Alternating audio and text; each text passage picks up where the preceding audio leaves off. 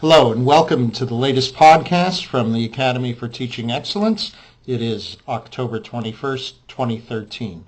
The main thing I want to talk about today is the three-part series that we have designed on psychological resilience that will be coming up, and I'm happy to have some dates and times to announce to you and a further description of the program. Before that, I just want to mention a couple of other things that have been going on in relation to the Academy, and then I'm going to spend the bulk of this podcast talking about the resilience series. So first of all, going back to October 11th, there was a developmental education summit on campus that Harper put on in conjunction with Grand Rapids Community College and Vanderbilt University. And there were, at the end of the day, groups divided into the disciplines of reading, writing, and mathematics. The writing and reading groups came up with action plans about how to address issues of developmental education on this campus that included support from the Academy in their plans and in design and execution of further research into developmental education on this campus. We're very, very pleased to be part of those efforts and supporting those. And if you'd like to take part in those discussions, please let me know. And then secondly, coming out of that discussion, the mathematics group proposed, or someone in the mathematics group proposed a text which would really be great reading for all of us as a faculty to think about some issues of how we can help our students succeed, and developmental students in particular succeed. So at the next podcast, I hope to roll out for you the name of that text and some specific dates and times where we can get this faculty learning community or learning circle or book discussion group, whatever you'd like to call it, underway. I think that's very promising. Then this past Friday, October 18th, was a workshop, day-long workshop on the flipped classroom from two presenters at Central Michigan University. And they talked about the basic concept of the flipped classroom, in which traditional roles of lecture and homework are flipped so that the student hears at home what would ordinarily be the lecture material delivered in class time, and then in class does the active work and active learning that is traditionally done at home in isolation, but that can be done with greater attention and assistance from the teacher in the classroom. And there were a lot of not only fascinating technological and creative ways of delivering the lecture material that were shown to us through various forms of podcast and video and so on, but also some really good discussion and serious, hard, thoughtful questions from our faculty about how to implement this and what the risks and pitfalls are. One of the presenters in particular spent part of the day on team-based learning as a means of active learning, and so we spent a lot of time in the afternoon talking about how to implement, plan for, deal with the risks of group or teamwork. And I trust that that was the beginning rather than the end of the conversation about these things. And I just wanted to say that the Academy and its resource library has some excellent works on team-based learning or cooperative or active learning. And those are not the essence of the flipped classroom approach. They're merely one means of doing it, and all the technology that I mentioned, podcasts and Vimeo and things like that, are not the essence of the flipped classroom, but tools for achieving it. But those are all things that we can assist people with: discussion of the concept and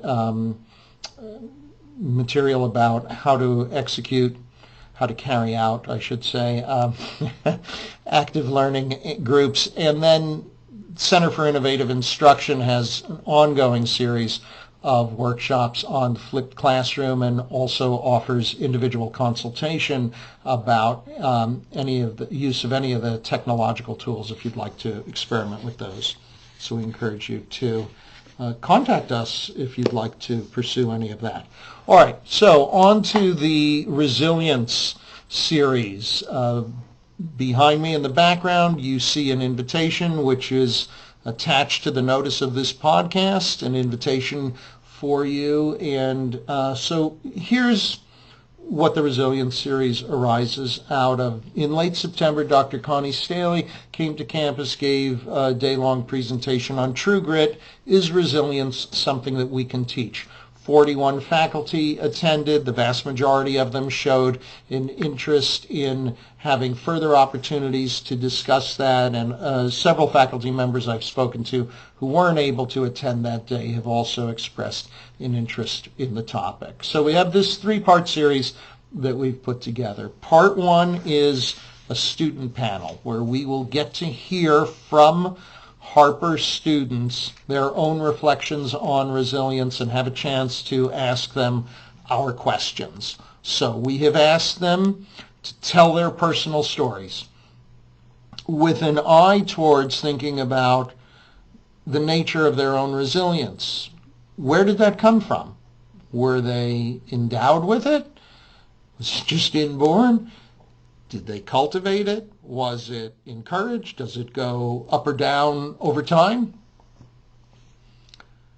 And in particular, we want them to talk about whether there's anything that Harper faculty or staff did that encouraged their resilience, and whether, without naming anybody, there were things that teachers said or did over the course of their lives that perhaps put a dent in the surface of their resilience, because we want to know not only what can we say or do that's helpful, but what should we not say or do. And we've also asked them to focus on why it is they think that they've been able to flourish, to blossom here at Harper College.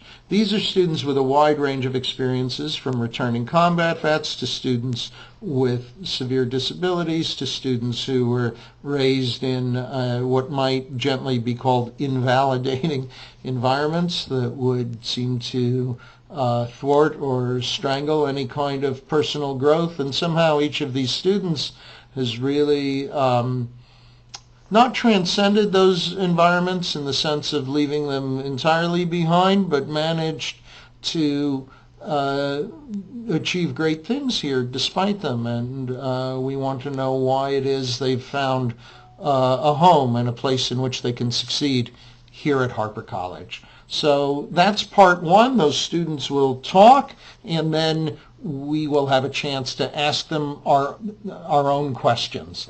That will be offered twice with a different group of students. First time on Thursday, October 31st from 2 to 3:15 p.m., trying to end early enough to allow people who have children to get home in time to take their kids trick-or-treating before dark. And then again on Friday, November 1st from 10 a.m. to 12 p.m. So that's part one.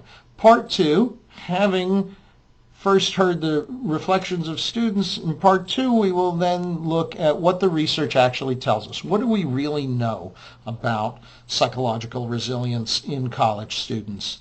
Fortunately, we have here with us Dr. Jack Henderson, the new Assistant Dean for the Center for Adjunct Faculty Engagement, who did doctoral research in this area. So Jack will talk with us about some of his findings and how they might or might not be applied to other populations. And we hope to have a couple of other readings to circulate to people beforehand and just have a good discussion about what does the research actually tell us. That also will be offered twice, on Thursday, November 14th from 3:30 to 5:30 p.m. and then again on Friday, November 15th from 10 a.m. to noon. And then, having looked in part two at what the research actually tells us, in part three we will move on to what the research doesn't tell us yet. What do we not yet know? We will look at what the gaps are, and we will talk about how it's possible to design research projects into resilience for our own students, undergraduate research projects, and also how we ourselves can design studies and carry them out using our classrooms to do some work, and perhaps some of these studies, which the Academy could assist with, would result in publication in journals devoted to scholarship on teaching and learning, but most importantly, tell us more about our students and about resilience. It's a great untapped field in many ways, although in many ways a good deal is known in psychology, and so we want to look at what we understand, what we don't understand, and what we can do. And that final session will be on also offered twice on Thursday, November 21st from 3:30 to 5:30 p.m. and on Friday, November 22nd from 10 a.m. to noon. I do know that some of these times conflict with other things going on campus. It's an active campus, and it's difficult to avoid any conflicts. There are conflicts at almost any time, but I hope that there are enough interested people in different things on campus to make all of these events well attended. In particular, I want to talk about October 31st, the last hour of our Part 1 Resilience series. That Thursday, 2 to 3:15, conflicts with the Project Discover Summit. If you're slated to go to that, please do so, of course. And also the events on October 31st and November 1st conflict with some of the offerings in International Education Week. We completely support International Education Week, and if you're interested in those things, we urge you to go to those. We are going to offer the panel twice, and if there's more interest of people who would like to come, we will offer it again so that you can go to those other things and go to this. But if you're interested in this topic of resilience, we hope you will come. Thank you very much, and we will see you with the next podcast and more information about faculty learning circles, book discussion groups, and some other things that we're on the verge of rolling out. Have a good week. Thank you.